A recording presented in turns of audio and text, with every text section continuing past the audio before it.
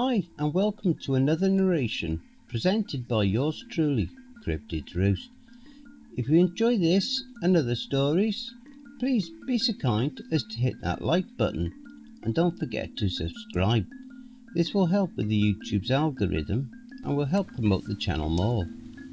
Now, even though I'm not yet monetized by YouTube, I have created some awesome merch for you guys.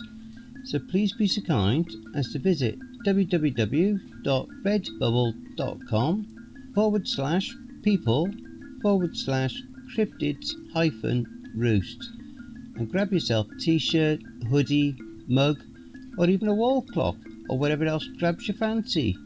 There's plenty there to choose from.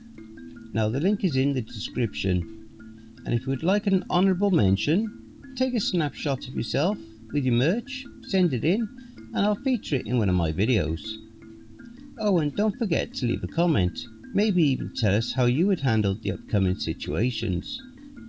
And finally, thank you everyone for helping us to reach another milestone. This week we topped 1,000 total views. Thank you ever so much. Keep up the good work. And finally, go grab yourself a coffee, sit back and enjoy the show. I took a job as a fire lookout in the middle of the woods. I found a strange set of rules to follow. The final part 8. I grabbed my machete. It makes sense that the smiling lady follows you out to the woods, and that's why Harvey couldn't leave, and that's why neither could Alison, and that's why Alison said there is no getting out, because there isn't, unless we burn her. And Sam? Alison said Mark didn't have a daughter, or was that just to throw me off, to turn me against a potential ally? Either way, I don't fully trust Sam, and not by a long shot. Definitely not until I hear what she has to say, so I grab my machete. I edge down the steps approaching Sam. She's looking at me. Her eyes dart to the machete, but she seems like she understands my caution. Why didn't you tell me all this before? I ask. If you didn't know everything, why didn't you tell me when we first met? I didn't know who to trust, Oscar, Sam explains. I had known Harvey, and we didn't trust nobody, not fully, except each other. And Harvey's dead now. I'm solemn with my words. How did you know him? Yes, she looks down. He is. That was confirmed last night. I struck up a friendship with him when he worked here. I'd bring him extra food and take runs just to see him. That's why I'm in these woods now. I was looking for him. But after last night, it's clear. Yeah, he's dead. How was it confirmed last night? I ask. She seems genuinely heartbroken. The lady, the smiling lady, she seems to focus on one victim at a time. While she's hunting someone, it seems like she ignores everyone else.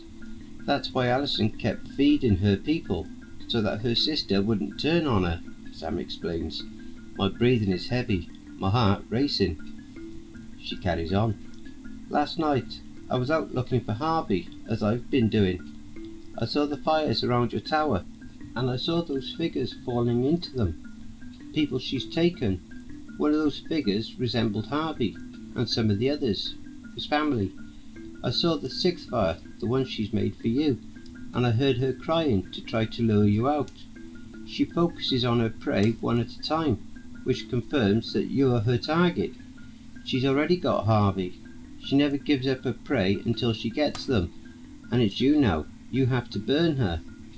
But I killed Alison, not her. I pushed her when she attacked me, so why did I see her fall into the fire last night? I'm shaking. I hadn't actually said aloud that I had killed her before. Yes, I thought you might have. The smiling lady wouldn't have attacked her while she was focused on you. But it doesn't mean that. Since Alison's death, the smiling lady hasn't taken her, hasn't eaten her. She's always hungry. It's all she cares about. Why don't you just burn her fucking body? I shout. This is fucked up. I'm desperate for a way out of this nightmare. It has to be you. It has to be the one she's hunting. I fucking tried, but only found her body after Harvey disappeared.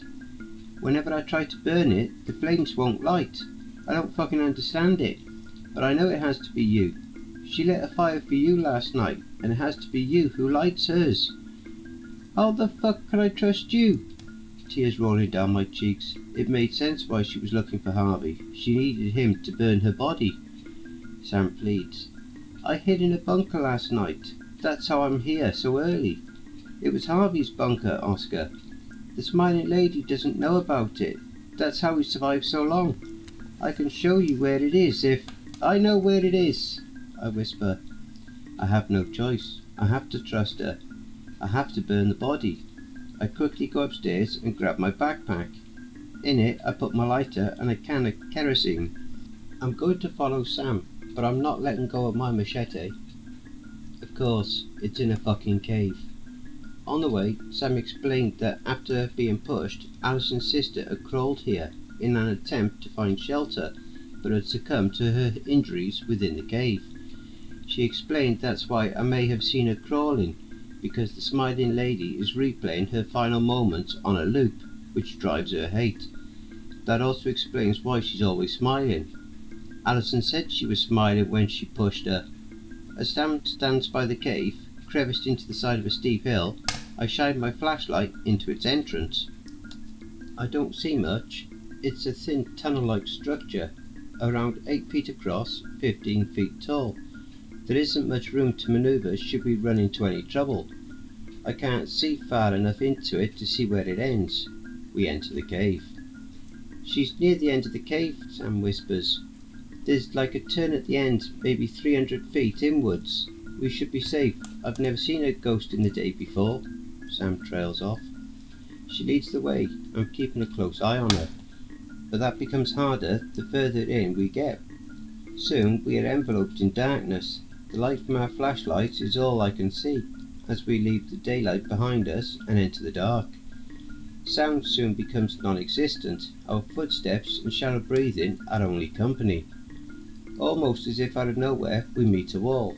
To the left, a downward slope that takes us deeper into the cave's abyss.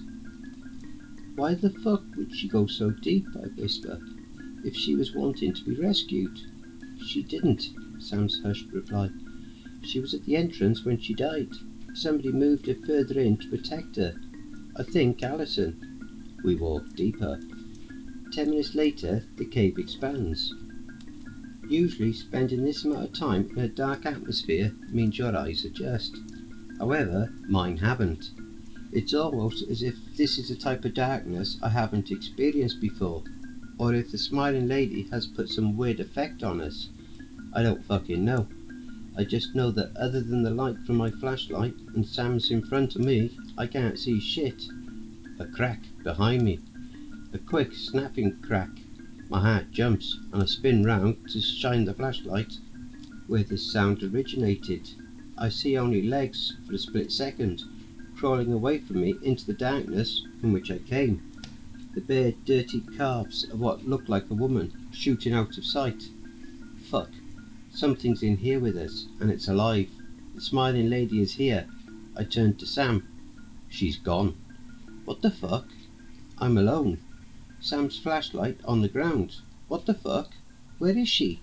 Do I call out? Fuck. I don't know. I'm going to leave her flashlight. I need one hand to grip my machete. I can't go back. The smiling lady is behind me. I need to find her body, and I need to burn it. I need to help Sam. I shine my flashlight around, looking for Sam, when I see a backpack leaning against the cave's wall. I carefully move towards it, knowing something is watching me from the darkness. My sweaty palms making the machete more difficult to grip. I'm squeezing it as hard as I can. I get to the backpack, quickly scanning the cave around me with the flashlight, but I see nothing but rock. I turn my attention to the bag's contents. It's already open.